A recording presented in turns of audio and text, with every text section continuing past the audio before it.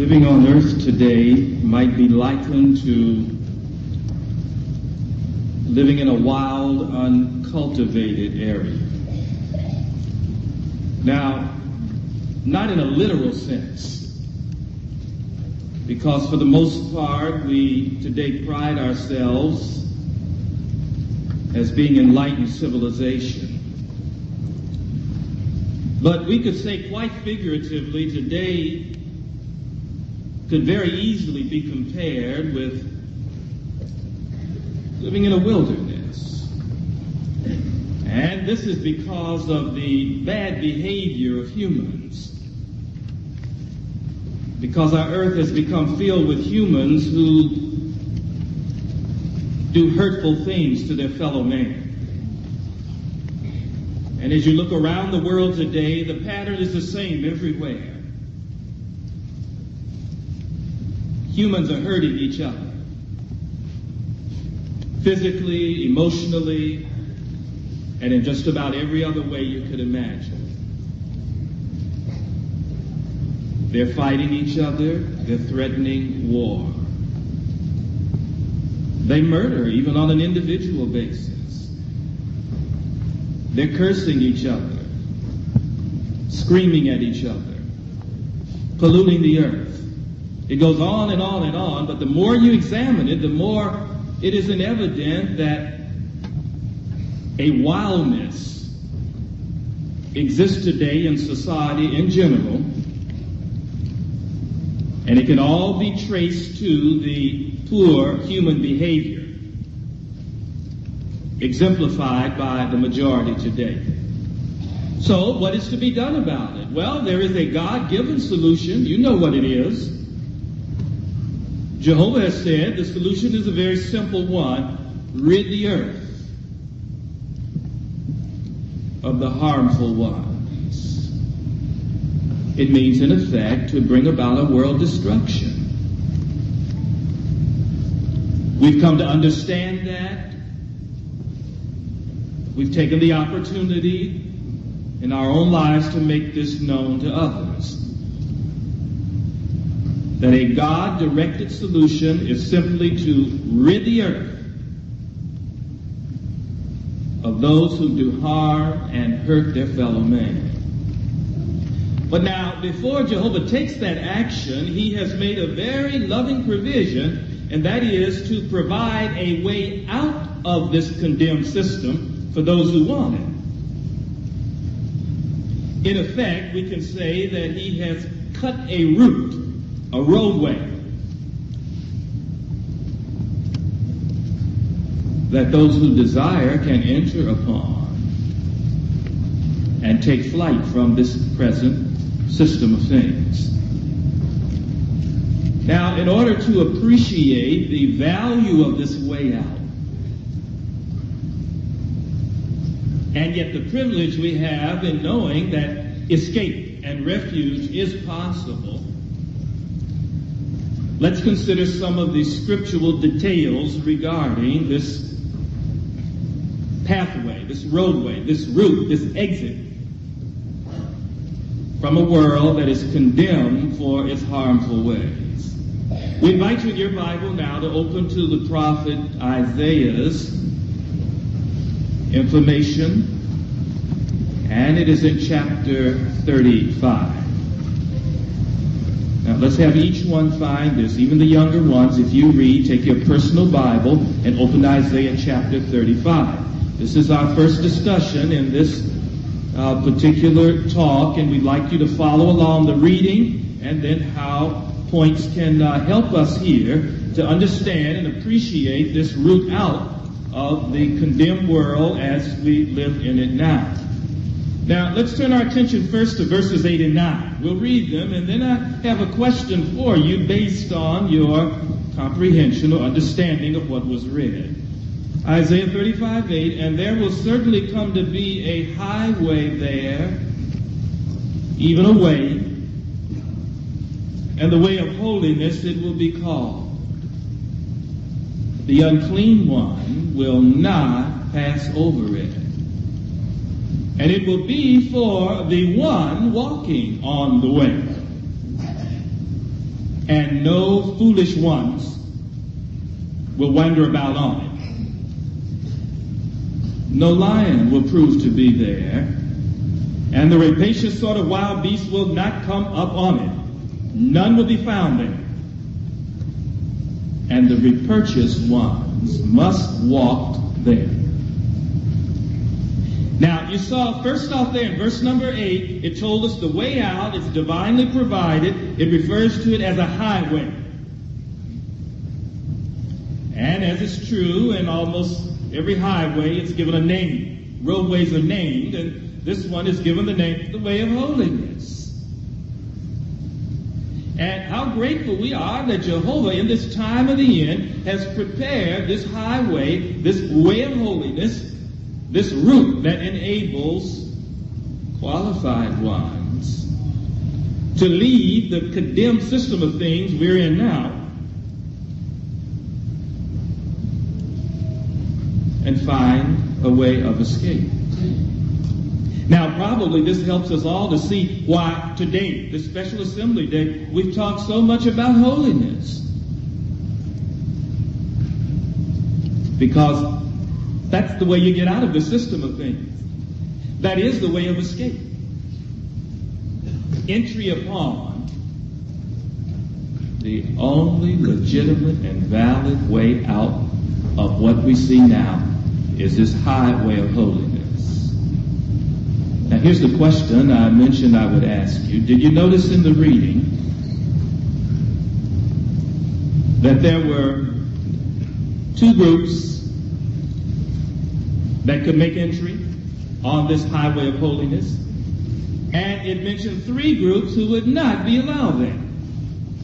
Now let's take note on the comments and see now if you take a note of it. Now, look there toward the end of verse 8. Sometimes this is overlooked, but I don't want you to do it here, where it says, regarding this highway of holiness, and it will be for the one walking on the way. Now, that's who's going to be there. It said, it will be for the one walking on the way. Question, who is the one spoken of here, who would be walking on this highway of holiness? This one spoken of here is primarily and outstandingly Jehovah God. He is the one taking the lead on this grand highway of holiness. It is his road. He brought it into existence. He leads the way for those who desire to follow him, but they must, as he is, walk in the way of holiness. So Jehovah is the one walking on the way. Now, who else is on this highway of holiness? Latter part of verse 9, it says, and the repurchased ones must walk there. So we know this has reference to the anointed remnant, and they were restored to theocratic worship back in 1919, and that was the year this great highway of holiness was opened up. Jehovah took the front position, out lead, and then the repurchased or restored remnant entered thereupon and started following him. And then a few years later, 1935, on comes to this highway of holiness the beginning of a great crowd of God's witnesses. All of these are allowed on this highway of holiness. But you noticed also that there were three groups of persons who could not travel this divinely provided way. Now let's see then who they are. Now in verse 8, you notice it says, the unclean one will not pass over. So there's the first group. Those who are characterized as unholy, unclean, it says very clearly, they're not going to pass over this way. How could Jehovah God allow unclean ones to follow him? He is the one walking on the way.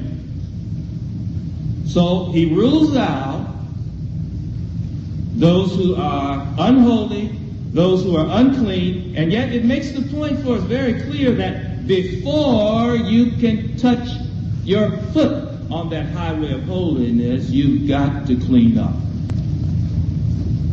Because the unclean are not allowed.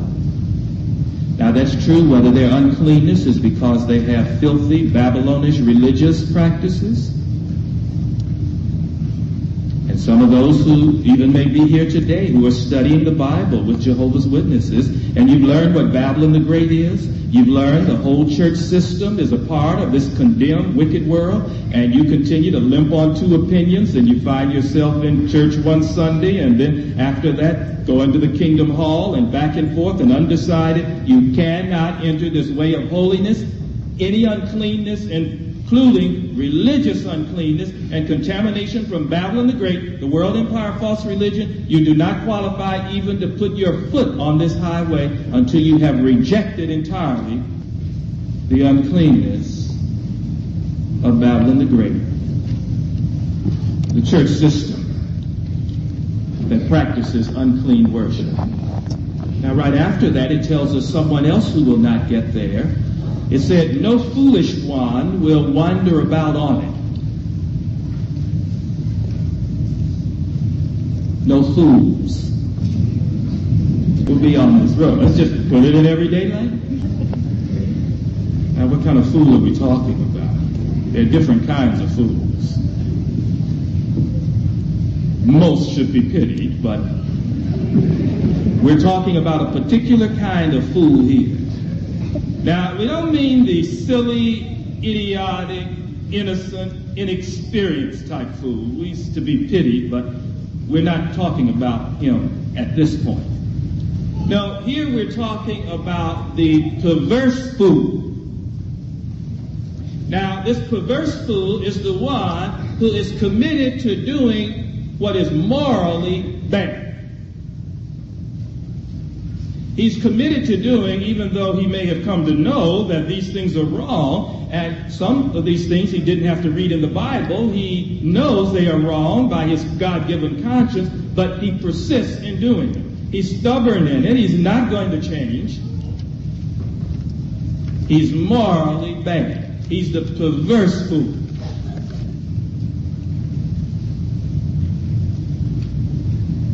So it said he cannot enter upon this highway of holiness. He's doing bad. He realizes this, and he just won't change. I imagine you have studied the Bible with such kinds of persons. And they have what we can refer to in the common vernacular as hang-ups. There's something they don't want to give up. There's something they know is wrong. They read it in the Bible. They heard about it when you brought them to the Kingdom Hall. They know this is wrong. They know it's condemned by God, and they keep doing it anyway. Could be anything. Some people are bad and living immorally, and they won't change. They know their marriage isn't legal, and that God does not allow people to live together without getting married and be a part of his clean, holy people. But for whatever their reasons, they continue to live with someone and cohabit with someone without getting married. So what can you do? They're stubborn in their pursuit of what is wrong. With others, it's just smoking cigarettes or using some other abusive drug. They don't want to give it up. They know it's wrong. They know the world destruction is coming. They know they cannot make entry upon this highway of holiness if they hold on to this. But they do it anyway. No wonder here it says, no fools in their perversity will be allowed to enter this highway of holiness. They can't get out of this dilemma, this present system of things that we're in.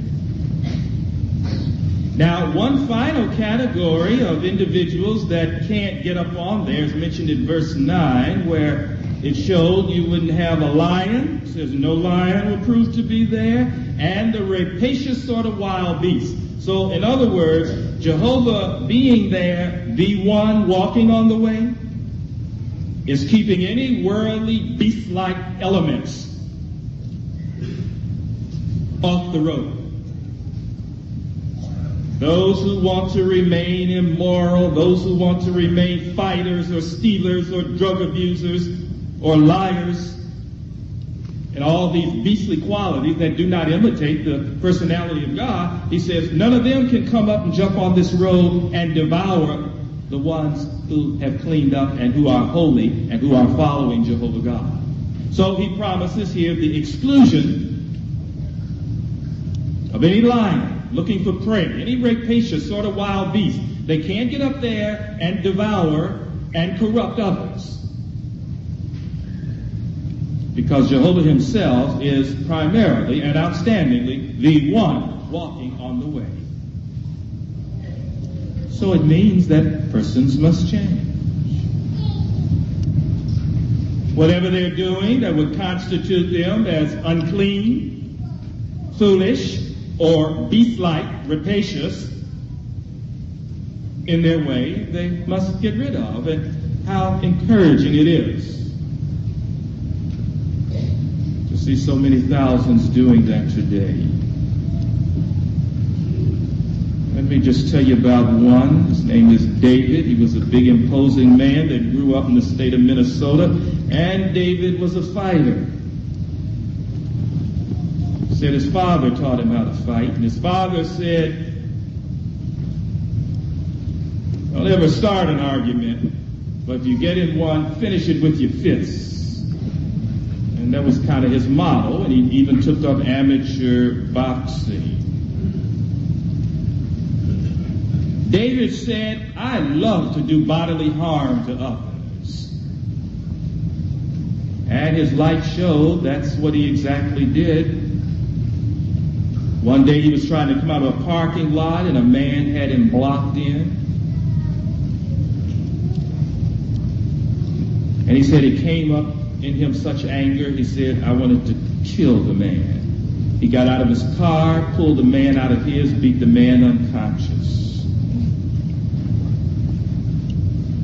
But Jehovah's Witnesses contacted David and started studying the scriptures with him, but he was struggling with this bad habit because he was a fighter.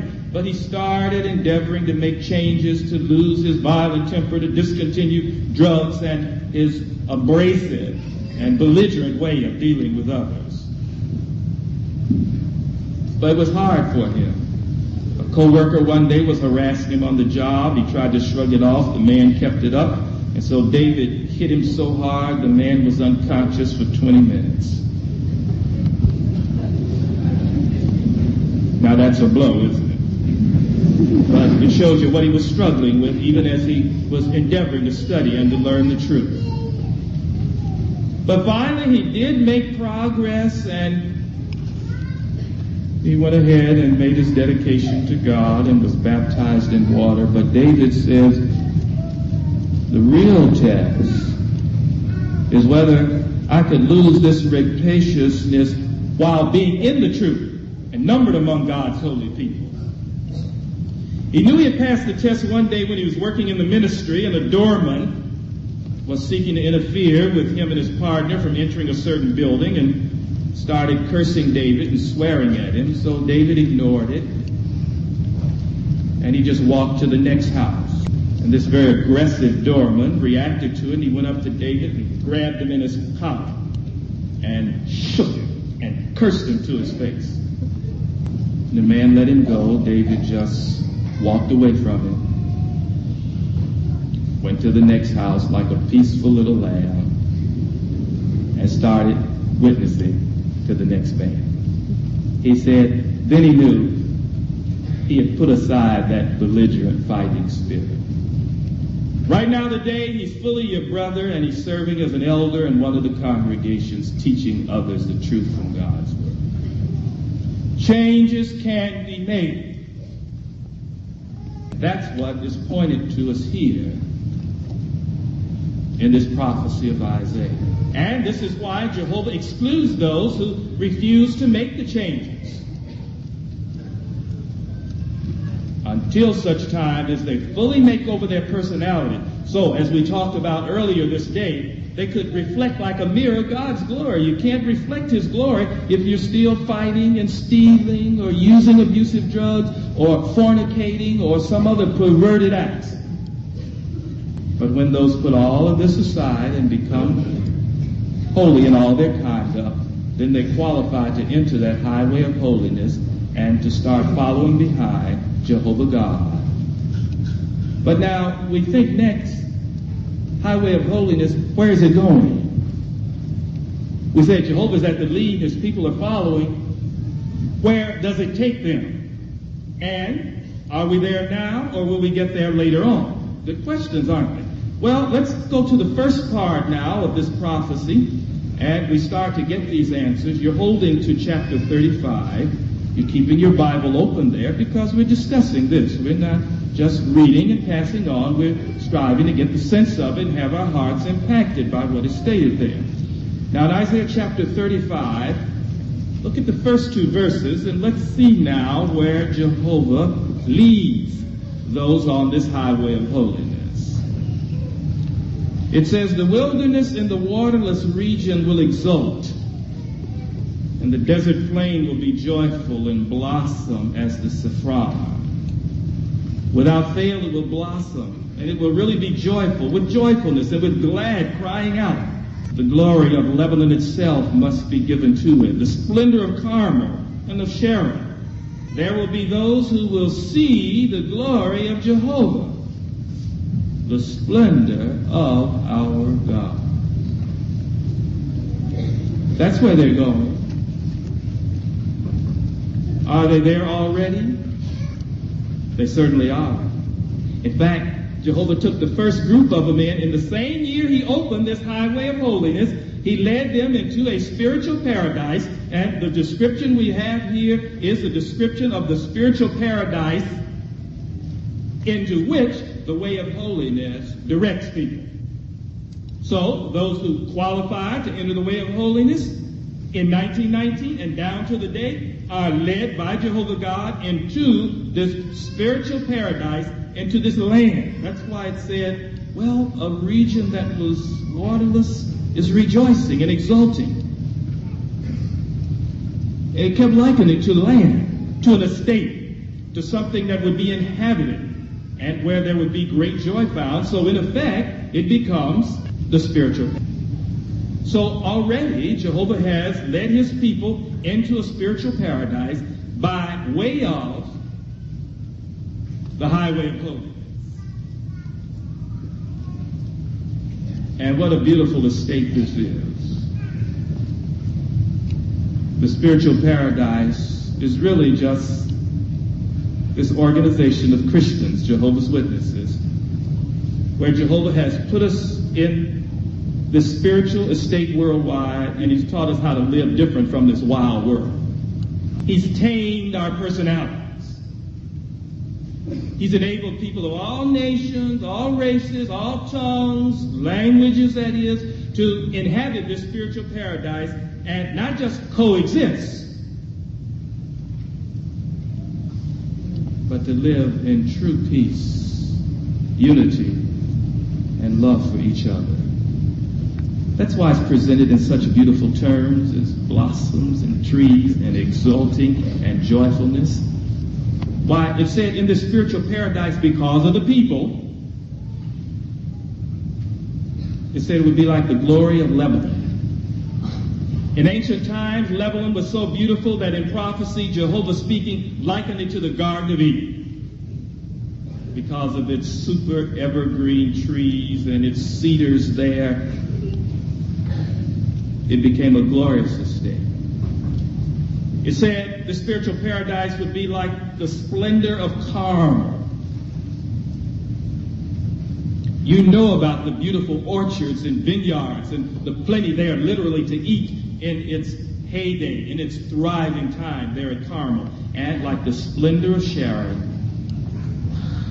And if you can just imagine a very beautiful coastal plain luscious blue water, studded with flowers and shrubs and trees. That's how Sharon looked. So Jehovah says, here in this spiritual paradise, where I'm leading my people, it is a place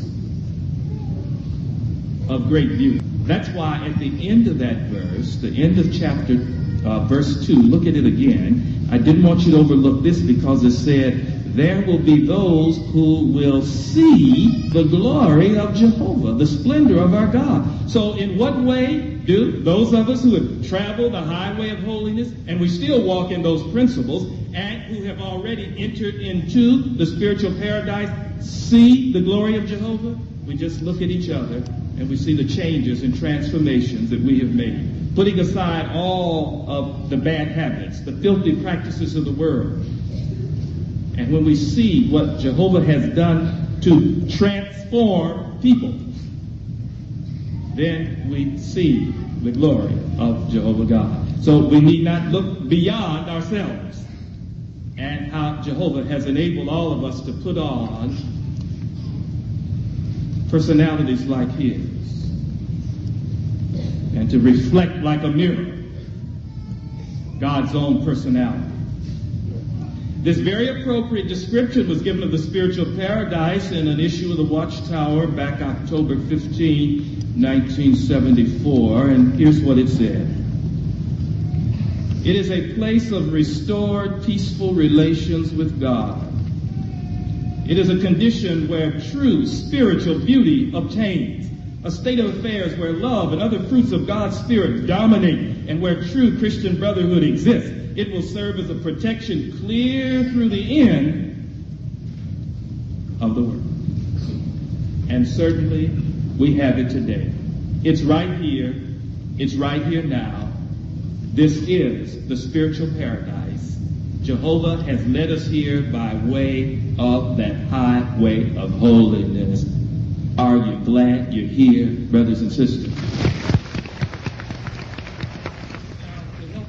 Appreciate it. Let's go back to when it started.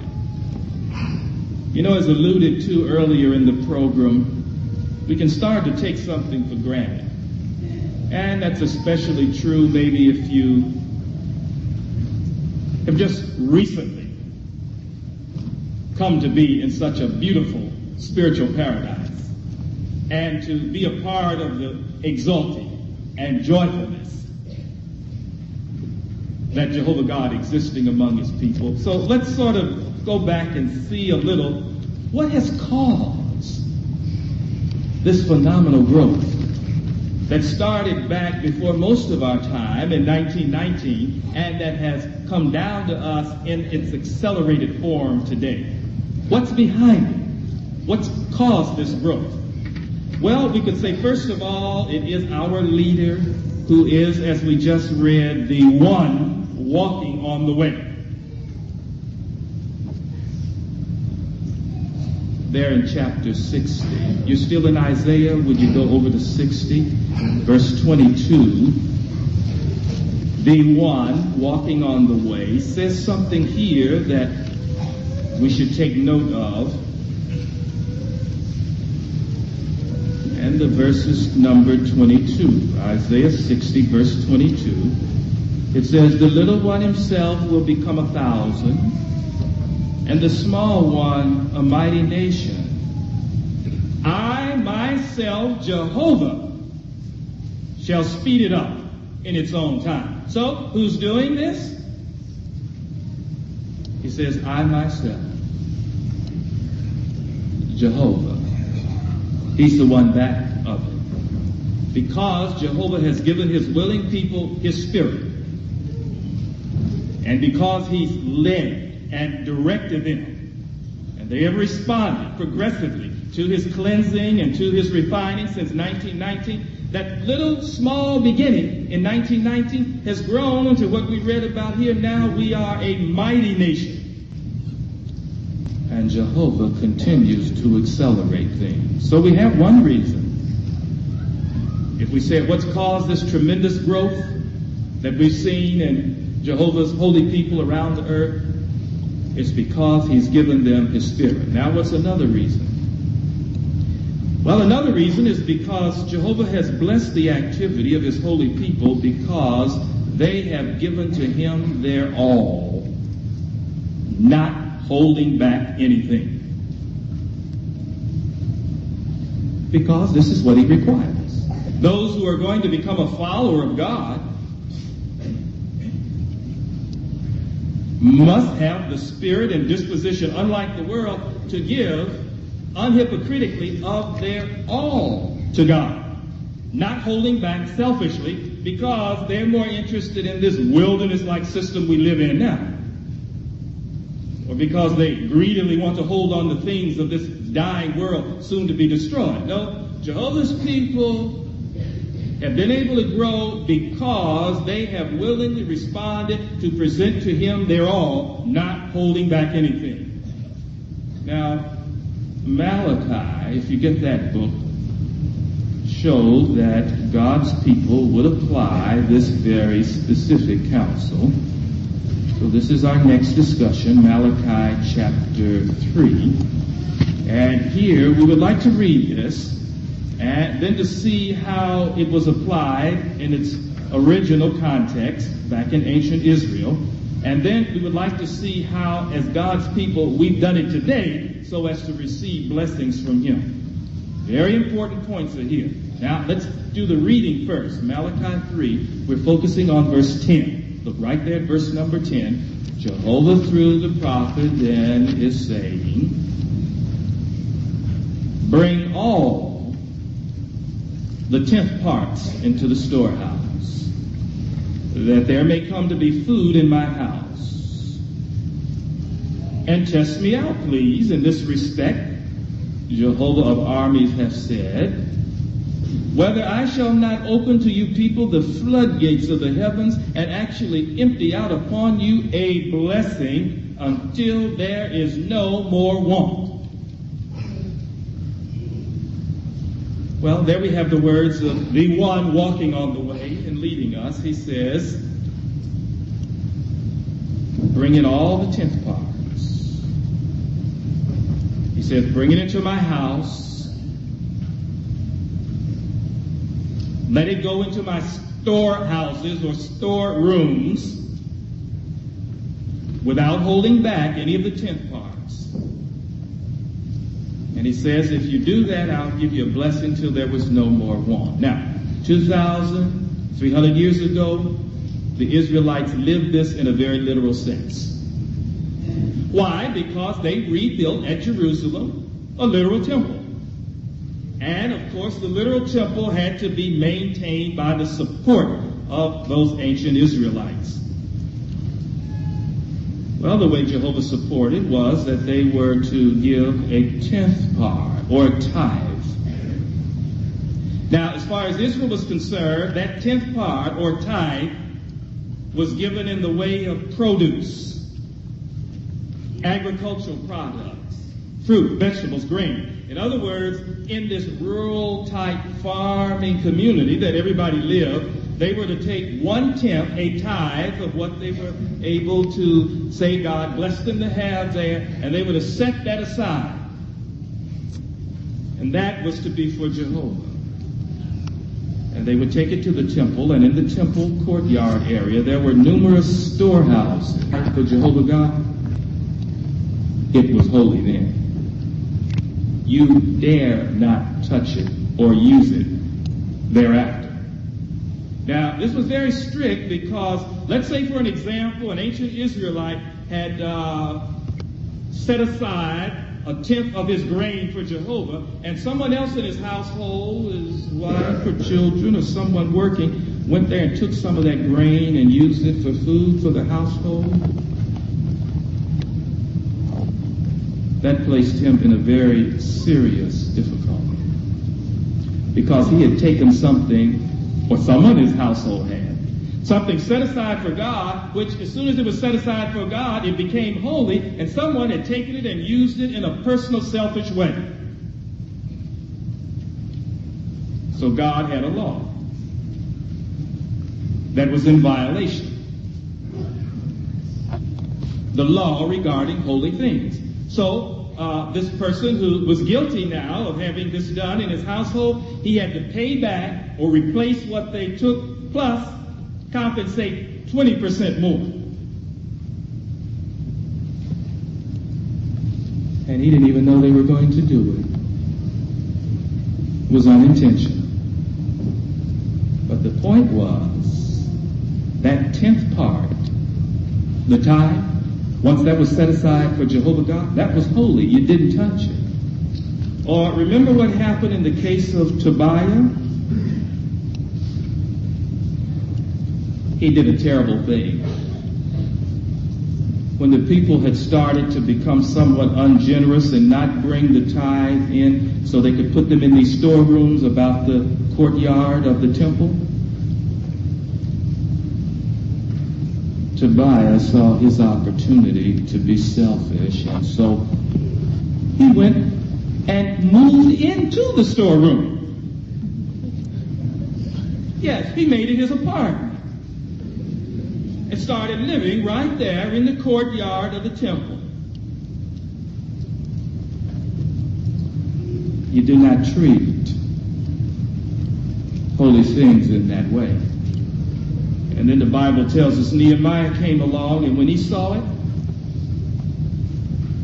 he threw him out, made him get out of town. He took his furniture in the storeroom and pitched it out of the window and told him to get out and don't ever come back again. It was holy. And then, of course, thereafter, the people started again to make their tithes to the work at the temple. Well, now, what does all that teach us today? We're no longer under the law, so we are not to bring in literally 10% of what we have. The tithe today is spiritual, but it is still holy. It is sacred. What is the spiritual tithe that we bring today? Not to a literal temple, as was in Jerusalem, but into the courtyard worship of God's great spiritual temple. Does it mean when we dedicate our life to God and get baptized in water that we are bringing in the tithe and presenting to Jehovah God? No. Because you only do that once. You dedicate your life to God one time, you get baptized, you say, here's my whole life, my whole soul, everything is yours. Whatever the tithe pictured, it represented something that you would do on a regular basis.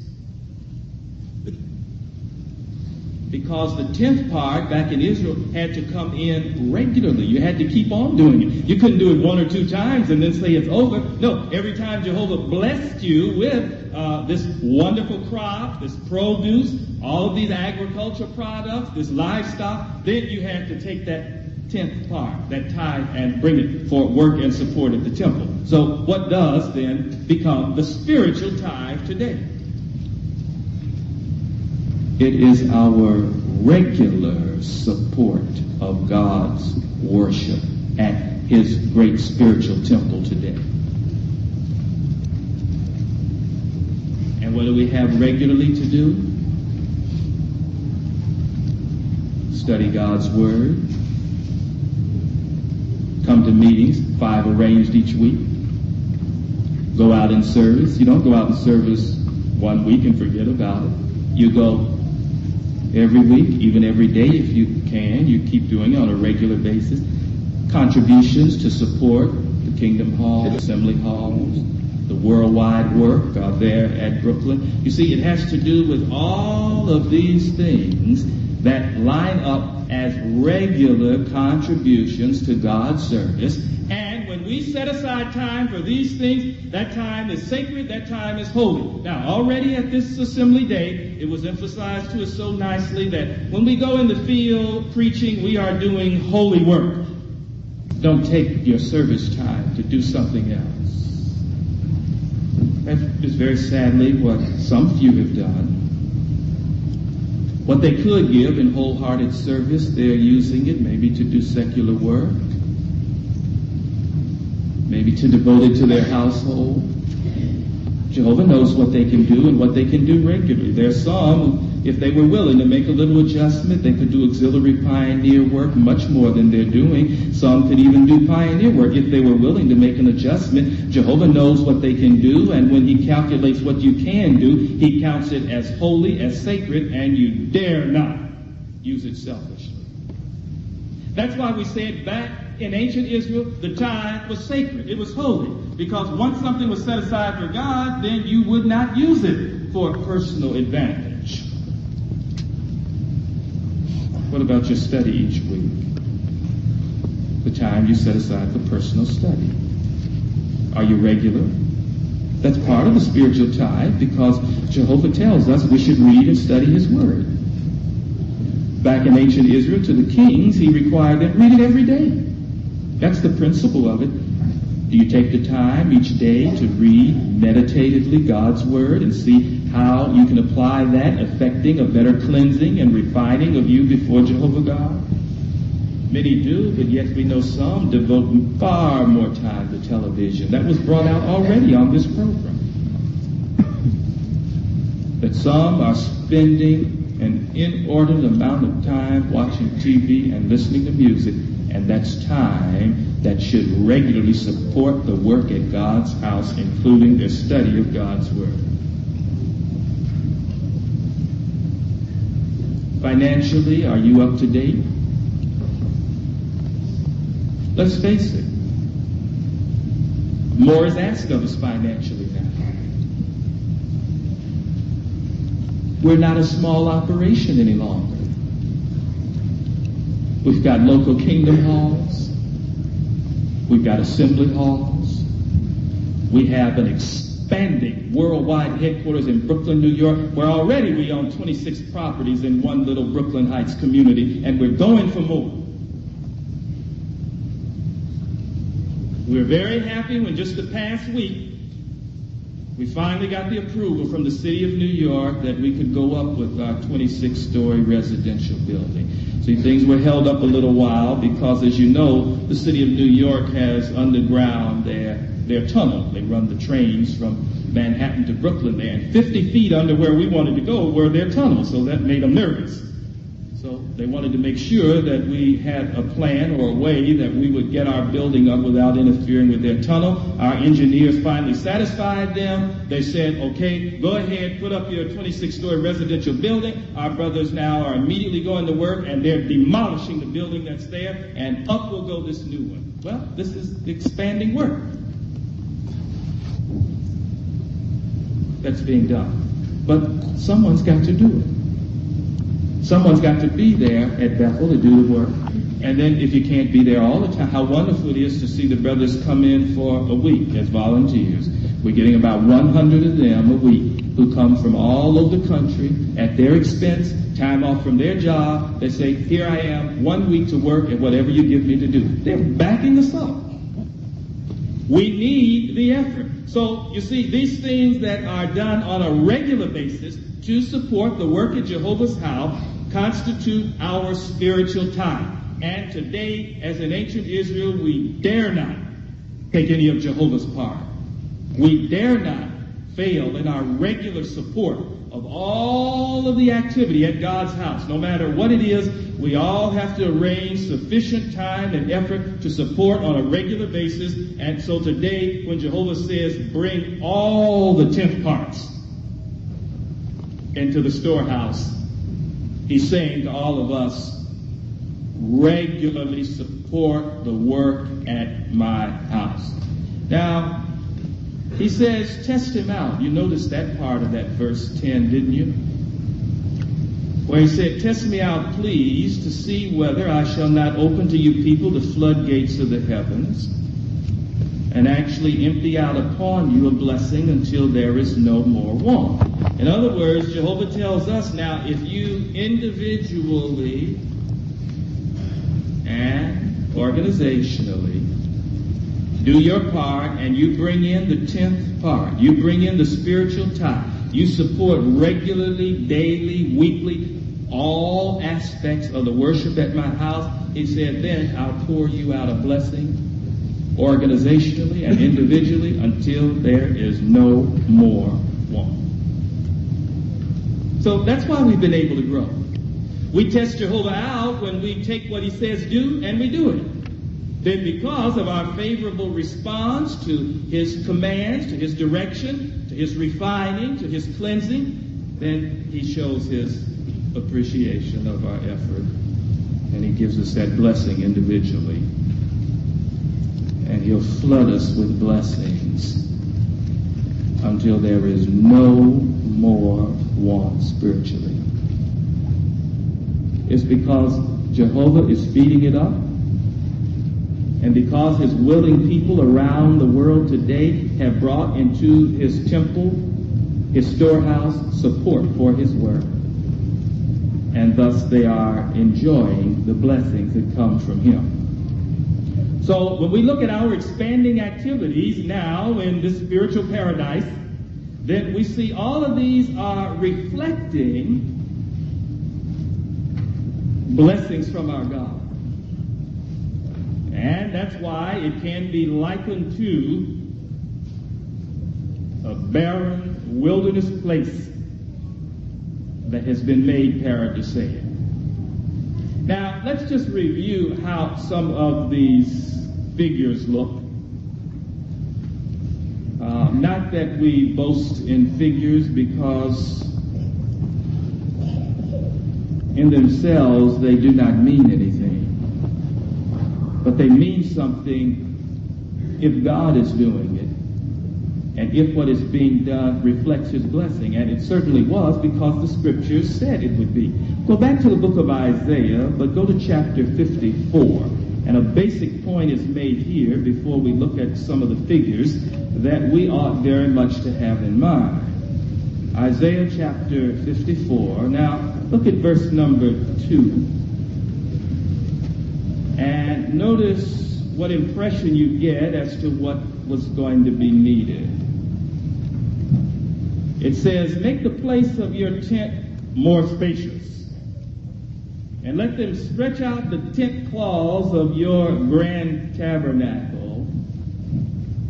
Do not hold back. Lengthen out your tent cords and make those tent pins of yours strong. Now, what impression did you get from that? That we were going to need more space. That what we would see at a given time should not be construed as meaning that's all you're going to get. No, the prophecy said here, don't hold back. Lengthen, make more space, enlarge the tent. Now, let's go back to 1919. How many did we have there that had walked on this highway of holiness and entered into the spiritual paradise? We had less than 4,000 reporting that they were God's servants and assisting in the preaching back in 19 and 19. Now let's examine it at intervals of approximately 10 years. Let's come down to 1928. Now the number increased then to 24,000. See, so we had that small beginning, but we did not despise a small beginning. No, the brothers were determined, let's follow the scriptures, let's make more space to accommodate more coming, let's don't hold back. And so by 1928, it was up to 24,000. 10 years later, in 1938, we had then around the world 47,143 who were publishing, who were preaching, who were going out doing this holy work, and who actually was bringing into Jehovah's house the full time. By 1948, that number had risen to 230,532, and we were by then preaching in 96 lands.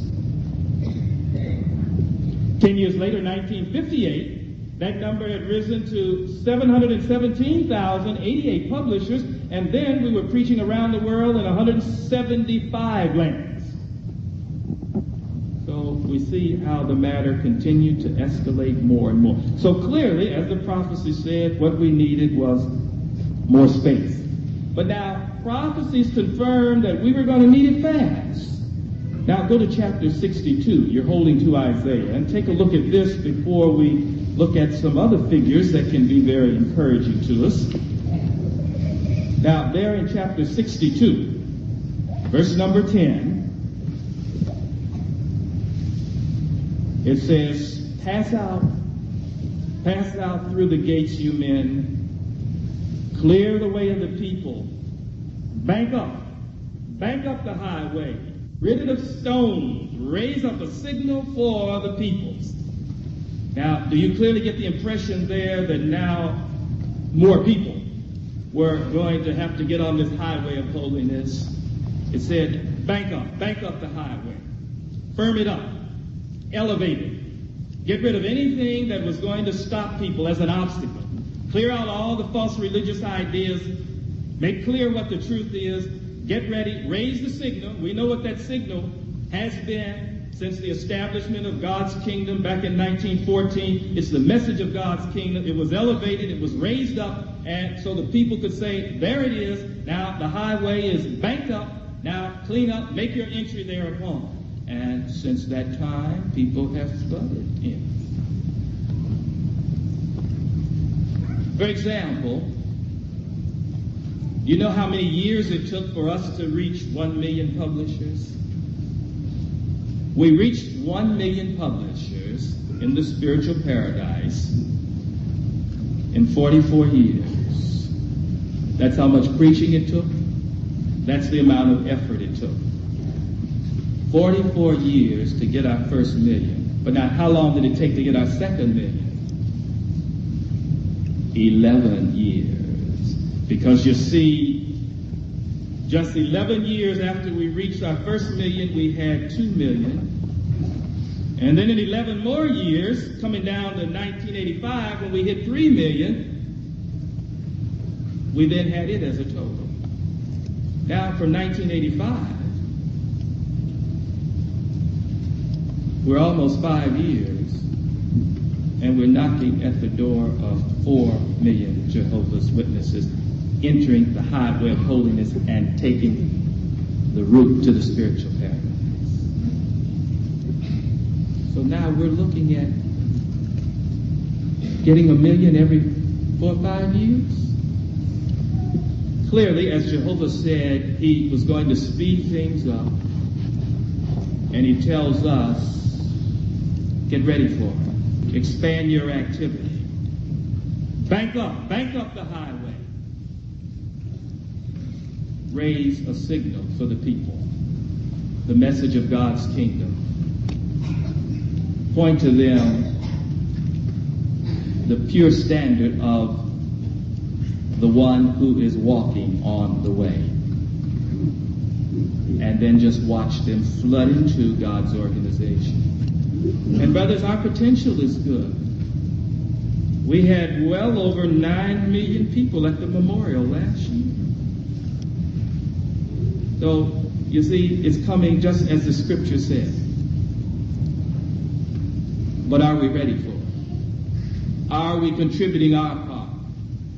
Are we a part of this force and intensity that's finding in this present wicked system of things, this wild wilderness-like place where the world finds itself today, and getting those who want to become part of Jehovah's people and clean up their lives, and thereafter make entry upon this highway of holiness and quickly follow that route into the spiritual paradise, which is here now and has been since 1990.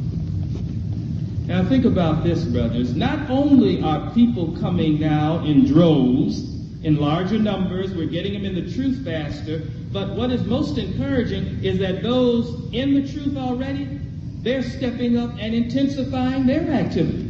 Because you recall the scripture said, your people will offer themselves willingly on the day of your military force. Psalm 110, verse 3. So Jehovah showed that even those of us who had traveled years ago this highway of holiness and made entry into the spiritual paradise, we wouldn't become complacent and slow down, but we would intensify our efforts, offer ourselves willingly. And so there is every evidence that those who are in the spiritual paradise now as holy people are on an individual basis seeing how they can do more and more and more. Take the pioneer ranks, for example.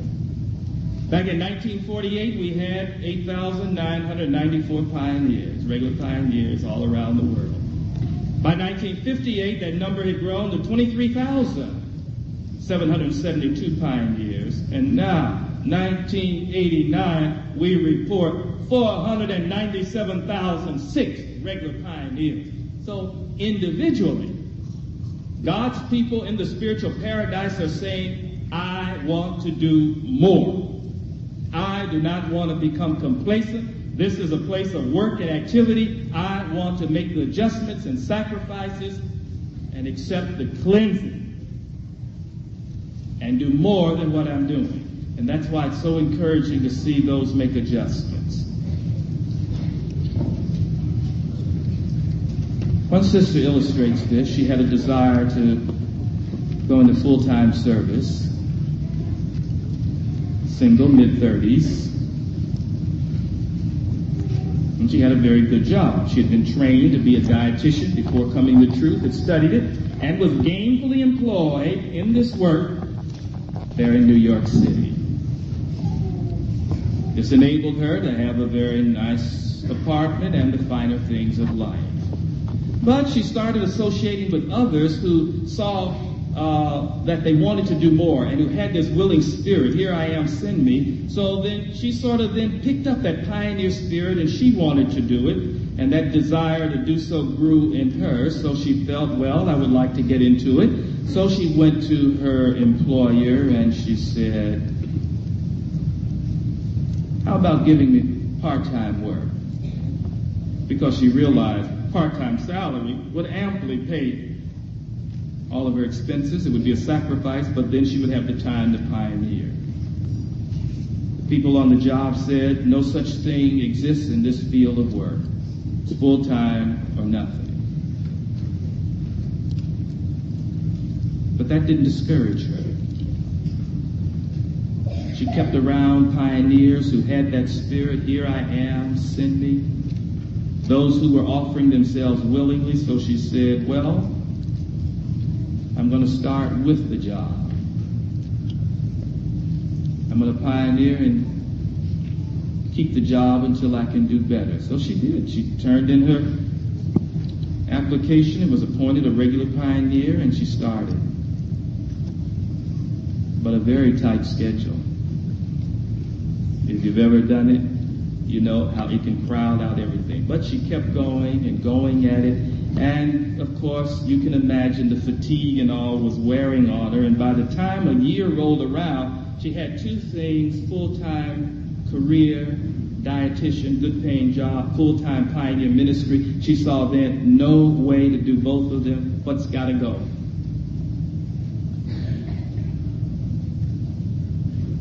She decided she'd let go her career as a dietitian. She said, if you can't give me part-time work, I'm quitting. They let her go. She went on into the pioneer work, continued in it full-time. But what did Jehovah say? If you bring in all of the 10th parts he would do after quitting that job to give emphasis to her pioneer work, 2 weeks after that, she was called by a place that had turned her down as a dietitian and said, we need a part-time dietitian. Come on in. She got that job. She's pioneering right now.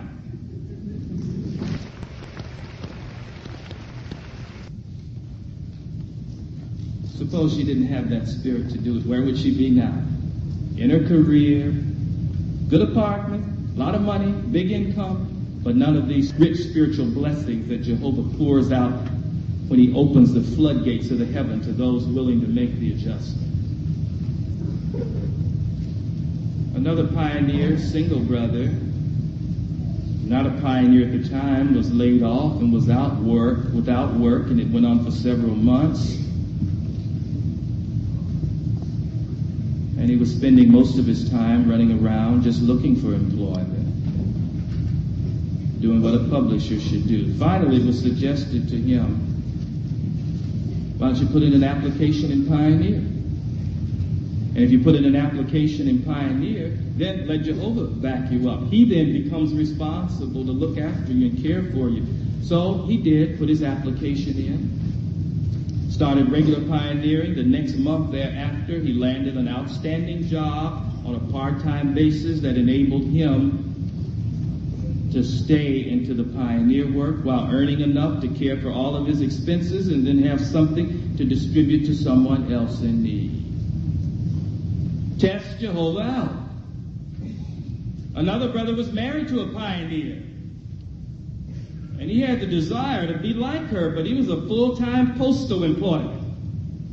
But he saw she was enjoying it so much, he said, well, I'm going to see if I can make an adjustment and pioneer too. So the only thing they would budge and do is they say, well, we'll let you come in at 10:30 in the morning,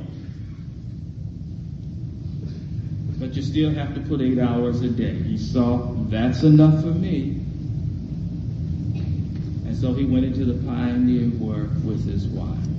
How did he make his time? He was out there at 7 in the morning, witnessing to people as they went to work and all. And then after he finished work, nun meeting evenings, he joined her, and he made his time like that for 1 year, 2 years.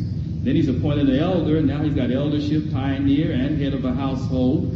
But he didn't want to give it up. He kept going 4 years. And he said, well, even though this is the U.S. Post Office, I'm going to see if I can get part-time. He tried to do so for several months. First they turned it down, and then they said, well, we don't know. Then they said, well, maybe we can. And then finally they said, well, we can, but then nothing still happened. He kept right on, and he was just about at the point of exhaustion, wondering how he was going to carry anything on. And then they advised him, all right, now you have your part-time work. You'll continue to get your same rated pay, and you'll have the additional time for the ministry. What do these examples show? They illustrate exactly what we read there in Malachi, the 3rd chapter. Jehovah said, test me out, please. He says, if you're willing to do as I commanded, testing me out, he said, watch, I'll open the floodgates of the heavens and pour you out a blessing until there is no more want. And this is why today many thousands of God's people are doing it. They're not satisfied just to be in this good place, this spiritual paradise, and feel that idleness is what is to be done. But they want to do more. And Jehovah's Spirit is moving them. And they desire to be active. So they're searching in their lives, how can I do more? And then they get to a point that maybe you've got to already, many of you have, or maybe it's still ahead of you. Maybe you need to take that counsel there in Malachi 3:10 more seriously. Have you tested Jehovah out? Maybe there are added blessings that he's waiting to open up a floodgate and bring in your life, but maybe the problem is you have not as yet tested him out to see if, in fact, those blessings will come your way. They're certainly coming the way of Jehovah's people in general. And that's why right now we are crowded into over 60,000 congregations around the earth. And this has created the need for more kingdom halls, more assembly halls, more branch facilities. And as we related just earlier, more to be done at the world headquarters of Jehovah's Witnesses. So there is today plenty of activity, much work to do. We are in part an organization in a spiritual paradise where there are expanding activities in every area where you look. As to people coming in, straight ahead we must move in that work, continuing to bank up the highway, raise the signal even higher for the people so this message of the kingdom continues to penetrate everywhere. And we can see that the work at hand is still a lot when we recognize that this spiritual paradise that we're in now was prefigured by Noah's Ark. And we know the work that this man and his family had to do. We had some of it mentioned in our lesson today. But that ark that sails safely through the destruction of that world and what it took to put it together and get it through that flood of that time, all represented activities in connection with our spiritual paradise today. So as Noah had to work diligently building the ark, gathering the specimens of animals and instructing his family and all of those duties, today in the spiritual paradise, we have a work. For one thing, building up each other. And that's why we're glad that Jehovah eliminates from us the lion and any sort of rapacious wild beast, someone who would come in with an unloving spirit, an unloving personality, and tear down and devour and destroy. Because in order for any of us to survive, we have to have built into us the qualities that are like God's. So it means we need loving brothers and sisters who will come to meetings and encourage us and incite us to love and right works and commend us and help us. So just as Noah was with his instruments building the ark, when we come to our meetings and gatherings, we're talking and building each other up, fortifying all of us for survival ahead when Jehovah brings to an end the present system that we're in. So we're in a vast area, spiritually speaking. And Jehovah is helping us to develop the qualities like his own. The love and desire to want to go out and enlarge this place, finding others and help them qualify to make entry upon this highway of holiness. And how we rejoice when we see what we did this morning when they present themselves for baptism after having cleaned up their lives, and then we know they're up on that banked up highway of holiness and right into the spiritual paradise with all of the rest of us there that number nearly 4 million now. And brothers, have in mind, this is the only place of safety. Everything else around us in the world, in its wild, uncultivated, beastly state, will go down in destruction at God's great war here. But just as Noah's ark was safely carried through the water and landed on this side, those who have entered into the spiritual paradise and obtained there the true spiritual beauty, and who continue to work in unity with God's people, will be carried safely through the end of this world and intact. Our beautiful spiritual paradise will land on a cleansed earth and will fan right out from there and very quickly make this earth a literal paradise and live in it forever. What a reward that our leader, the one who is walking on the way, carries us. It is an important treasure. It's vital that we all appreciate this place of true beauty, safety, and protection, and that we continue to work realistically toward that goal. And what a day that's going to be, when from this spiritual paradise we fan out and make it a literal paradise worldwide. And then Jehovah continues to pour instruction, direction, and cleansing our way for 1,000 years, and we see daily ourselves being elevated higher and higher and higher up to his level of holiness. So that by the end of that 1,000 years, we can reflect perfectly like a mirror the qualities of Jehovah God, and then he can finally approve and certify us as worthy of everlasting life in his righteous new world. That's the goal. Your goal is the terminus toward which effort is directed. So right now, we should direct all our effort and goals with Jehovah's organization, with his people in the spiritual paradise, toward attaining that everlasting standing in reflecting the perfect standard of holiness, being as holy as our God, Jehovah.